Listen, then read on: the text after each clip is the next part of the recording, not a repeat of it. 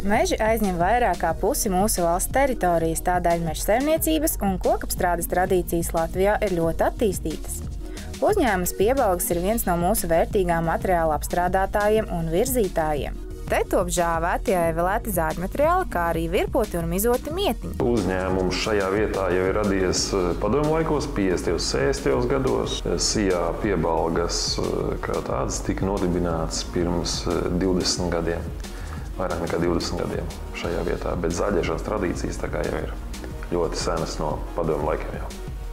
Uzņēmuma komandu veido aptuveni 70 darbinieku, kuru starpā ir visdažādāko nozaru speciālisti. Ražošanas procesā svarīgs ir tieši komandas darbs, un uzņēmuma vadītājs lepojas ar savas komandas kompetenci. Kompānijas vadītājs Edvards Ivanovs atzīst, ka lielākā burvība strādājot kokapstrādes nozarē ir patīkamais koknes aromāts, kas sajūtams jau ieejot ražošanas telpās. Mans personīgais gandarījums, kad strādājam ar tīrām kvalitatīvām izejvielām. Arī mūsu uzņēmumam ir FSC certifikāts, kurš atbalsta draudzīgu meža saimniecību.